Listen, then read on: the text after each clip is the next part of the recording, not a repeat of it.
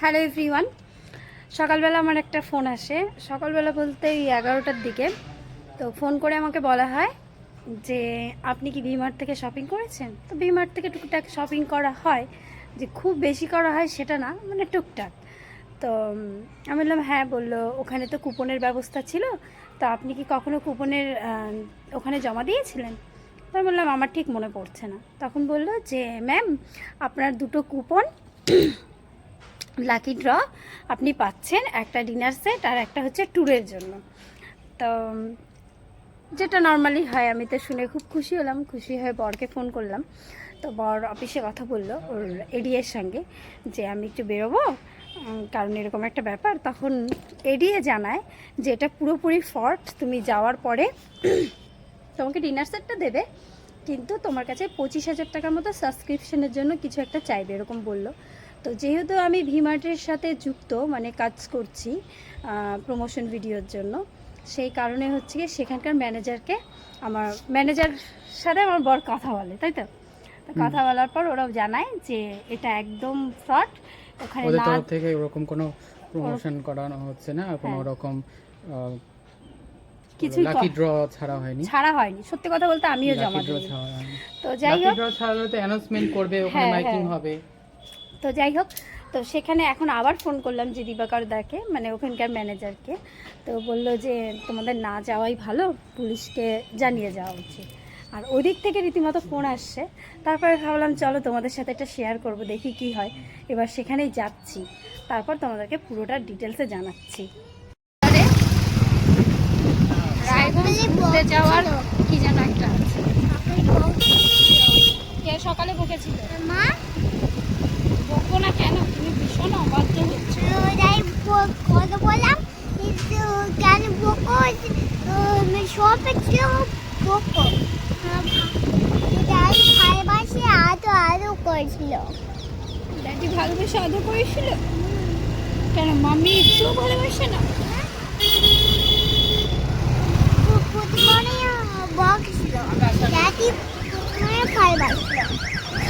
ওর এখন দুটো না, বেশ 3-4টে বলার জায়গা হয়েছে যেখানে বলতে পারে যে মা আমাকে বকেছে। সেটা হচ্ছে প্রথম ওর ড্যাডি, তারপর ওর দিদা, তারপর ওর মামা, আর এক হচ্ছে ব্লগ, মানে ভিডিও অন করলে, ক্যামেরা অন করলে ও সেখানে বলতে পারবে। তোমরাও হচ্ছে গিয়ে ওর অভিমানগুলো জানানোর জায়গা, এই হচ্ছে ব্যাপার। চলো এখন যেখানে যাচ্ছি সেখানে যাওয়া যাক, কীভাবে তোমাদেরকে জানাবো। হচ্ছে ভিমার্ট ক্রস করে ভিমার্টের গিফট আনতে যাচ্ছি। কোথায় চলো তোমাদেরকে দেখাই। এটা কন্টিনিউ করবো।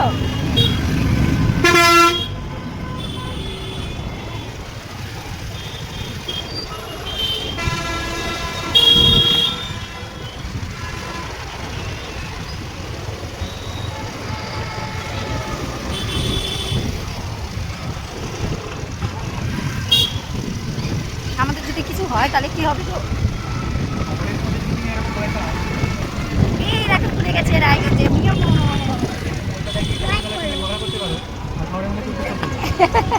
সত্যি কলকাতায় গিয়ে কি ঝগড়াটা করছিস জি বাবা। তুমি কি ওখান থেকে দেখে ইন্সপায়ার তোমার বউ পারবে? হ্যাঁ গো,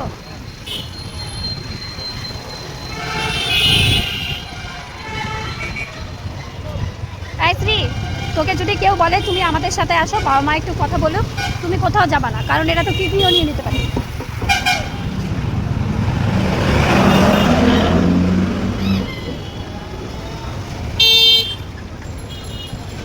পাখি মোড়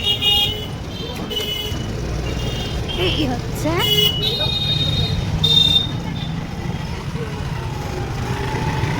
ও এই বিল্ডিংয়ে শিওর। এই হচ্ছে বিল্ডিং, দেখে নাও।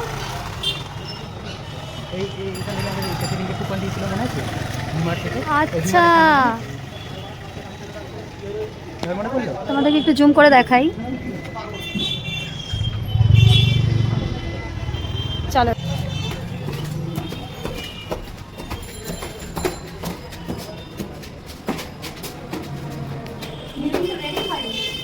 একদিন রেডি হয়নি তো দোকান হয় ফ্ল্যাট কেন হবে যাও তো উপরে তিনতলায় তো সেকেন্ড ফ্লোর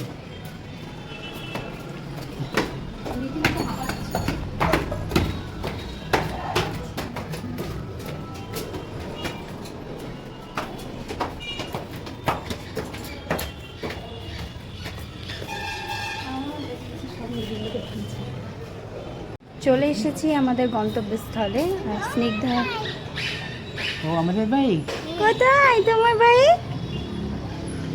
ওই যে সেই বাবার বাইক দেখাতে পারি না।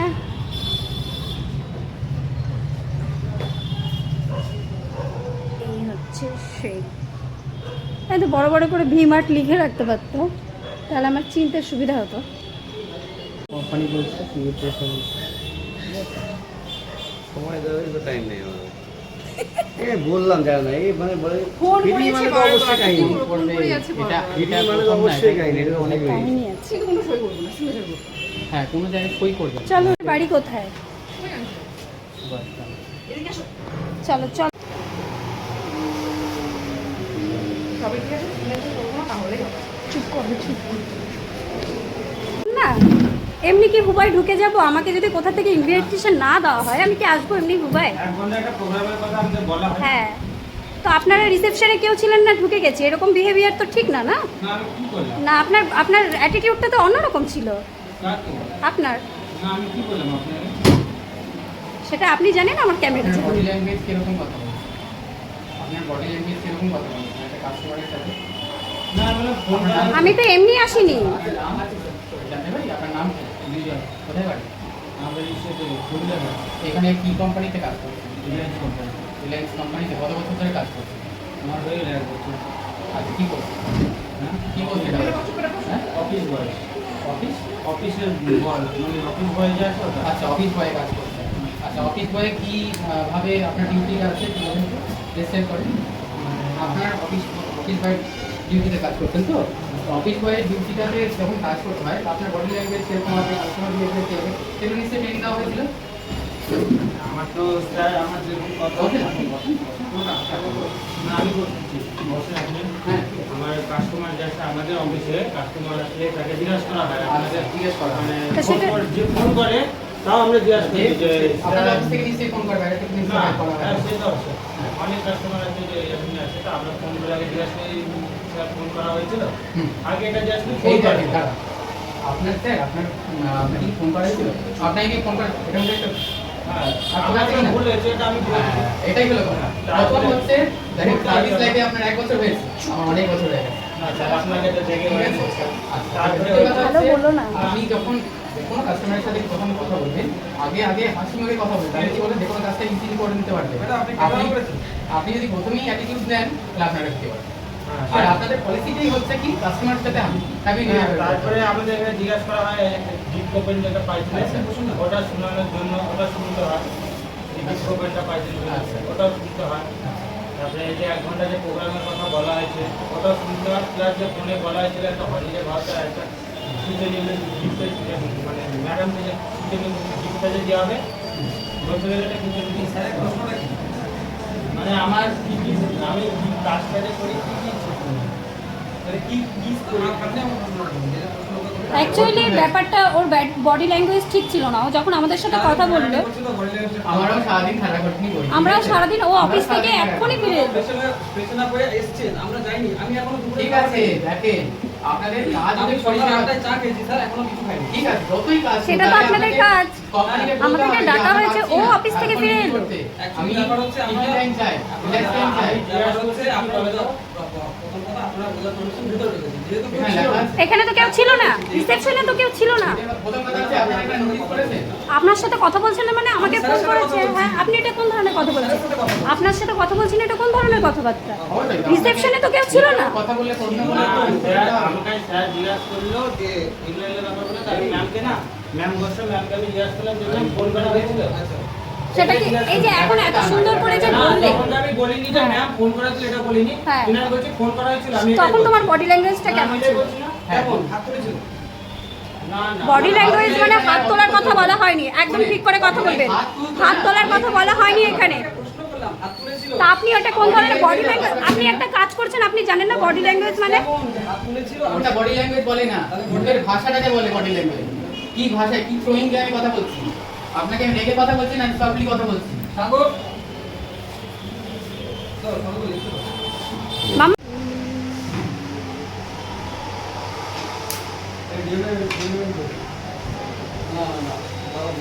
ভিমার্টের ব্যাপারটা আমি বুঝলাম না। ওটা যার সাথে কথা হচ্ছে তার সাথে করাটাই ভালো হবে। আপনি কি ভিডিও করছেন? একটু বন্ধ করুন। আমার অকওয়ার্ড হয়েছে, আমি তো মেয়ে মানুষ। এই যে সেই গিফট আমাদের সাথে পুরোপুরি ফ্রড হয়েছে। আমরা জানতাম যে এটা হচ্ছে একদমই ফ্রড, তো তারপরেও গেছি। সেটার সব কারণ তো মোটামুটি আমি বলবো। তো ব্যাপারটা হচ্ছে গিয়ে আমাকে তো প্রথমত বলা হয় যে ভিমার্ট থেকে আপনি শপিং করেছিলেন, তার জন্য আপনি একটা কুপন জিতেছেন দুটো, একটা হচ্ছে ফ্যামিলি ট্যুর আর একটা হচ্ছে কিচেনের একটা সেট, কি একটা সেট যেন বলেছিল। তো আমি বারবার করে জিজ্ঞেস করি যে কিচেন ভিমার্ট তো বললো হ্যাঁ ম্যাম ভিমার্ট। আবার বললাম যে ভিমার্ট থেকে তো। তারপর আমি ভাবলাম এম বাজারও তো দুটো ওরকম করেছিলাম, কিন্তু ভিমার্ট থেকে তো করিনি। তারপরে কি কেটে দিয়েছো? তো ভিমার্ট থেকে তো এরকম কোনো টুকনের কোনো ব্যাপার ছিল না। তো আমরা মনে হয় শপিং করলাম ইতিমধ্যে, হতে পারে ফোন নাম্বার দিয়ে তো এখন সব কিছু হয়।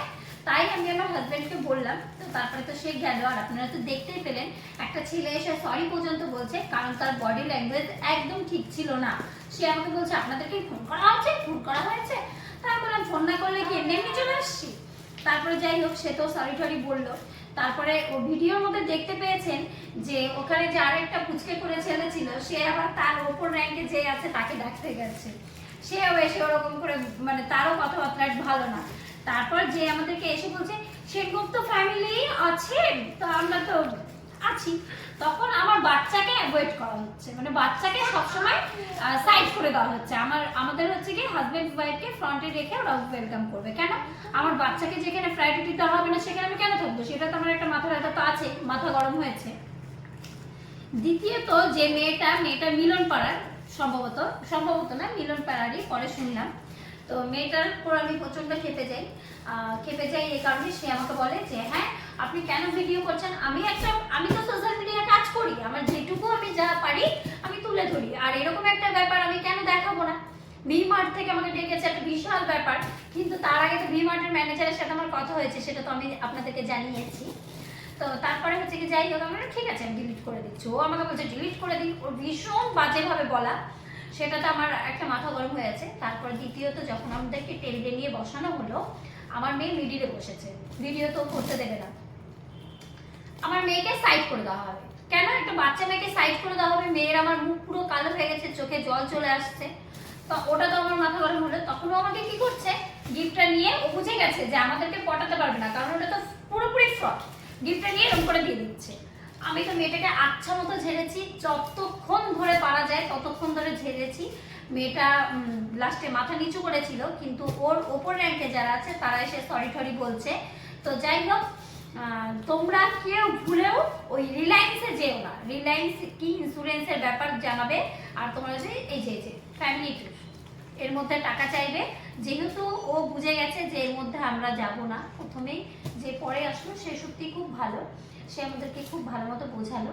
আমরা তো বুঝতে চাইছিলাম না, আর এগুলো বোঝানোর বা কি আছে, বুঝে তো গেছি ফ্রড।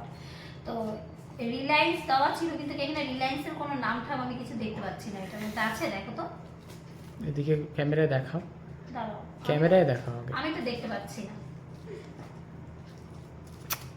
তো এখানেও দেখো রিলায়েন্সের কোনো লোগো বা কিচ্ছু নেই, পুরোপুরি ফ্রড একটা বসেছে ওখানে। আর প্রথম কথা হচ্ছে আমাকে যখন ফোন করে একবার 4:30টার দিকে, তখন বলে ম্যাম আপনি আসছেন তো? তো আমি বললাম যে হ্যাঁ যাব। তো আমাকে বলছে ম্যাম আপনি কি অনেক দূর থেকে আসছেন? তো আমি বললাম না আমি এলআইসি মোড় থেকে আসছি। তখন ওর হয় না, ফোনের মধ্যে বোঝা যায় যে তার মনটা খারাপ হয়ে গেল, আরে রায়গঞ্জের লোককে ফোন করে ফেলেছি। তারপর আমার হাজব্যান্ড এসে আবার ফোন করে, আমি হাজব্যান্ডকে ব্যাপারটা জানাই। তো ও বললো যে আমরা তো বাইরের, আমরা তো চিনি না, তো তুমি হচ্ছে গিয়ে আমাদেরকে অ্যাড্রেসটা একটু ঠিক মতো বলো। তা আমরা তো প্রথমেই জানতাম যে ওই জায়গাটাতেই বসতে, ও একবার বলাতেই বুঝে গেছি। তো সেখানে গেলাম, দাঁড়াও মেয়ে ঠিক নেই, মা ঠিক করে বসো, ঠিক করে বসো। আচ্ছা আচ্ছা করে বসো। হ্যাঁ আচ্ছা, ওখান থেকে আমার মেয়ের মুড খারাপ হয়ে গেছে। তো কি যেন বলছিলাম, হ্যাঁ তো তখনও খুব খুশি, হ্যাঁ হ্যাঁ স্যার ঠিক আছে, আমি কোনো ব্যাপার না, আপনাকে অ্যাড্রেসটা দিয়ে দিচ্ছি। তারপরে হচ্ছে কি হলো, আমরা তো ওখানে গিয়ে দাঁড়িয়েই ফোন করে বলছি আমরা ভুলভাল জায়গায় আছি। তো যাই হোক সেখানে গেলাম, পৌঁছানোর পর এইরকম ঘটনা। তো সবাইকে একটাই কথা বলবো যে সবাই সাবধান। রায়গঞ্জে ভি-মার্টের নাম করে স্ক্যাম চলছে, সেটা কিন্তু তোমরা হচ্ছে গিয়ে সেই ফাঁদে পা দিও না। আর আমি জেনে শুনেই গেছি, বারবার করে বলছি, আমি কিন্তু প্রথম থেকেই জানতাম, জেনে শুনেই গেছি যাতে আমি তোমাদেরকে জানাতে পারি। আর তাছাড়া আরেকটা কথা, আমি যখন ভি-মার্টের ম্যানেজারকে জানাই ব্যাপারটা যে এরকম ব্যাপার আপনাদের নাম করেই করছে, তখন উনি রীতিমতো পুলিশ নিয়ে যাওয়ার সিদ্ধান্ত নেয়। তো ওনারও কোনো একটা প্রবলেমের জন্য উনি বাড়ি চলে যায়, ভাগ্যিস বাড়ি চলে যায়, নাহলে আজকে ধুমধামাদার একটা ভিডিও আসতো। ভাগ্যিস বলছি, ভুলবশত বাড়ি চলে যায়, তো নাহলে ধুমধামাকার ব্লগ হতো, সেই কারণেই আর যাওয়া। তো এই ছিল ব্যাপার, সবাই সাবধান। রায়গঞ্জ এই সেই গিফট, এর মধ্যে মনে হয় কাঁচের বাটি আছে। ও ভালো কথা, গিফটটা কিন্তু আমি ওদেরকে দিয়েই আসতে চাইছিলাম, আনতে চাইছিলাম না। তারপরে ওরা বলছিল দেখো কাঁচের বাটি, ওরা বলছে না না ম্যাম এটা নিয়ে যান। তারপরে নিয়ে এসছি, নাহলে পুরোই ফেলে আসতাম। কি করবে এটা দিয়ে রিজভা? হ্যাঁ কি ঢপের চপ, কি ঢপের চপ, ভি-মার্টের নাম করে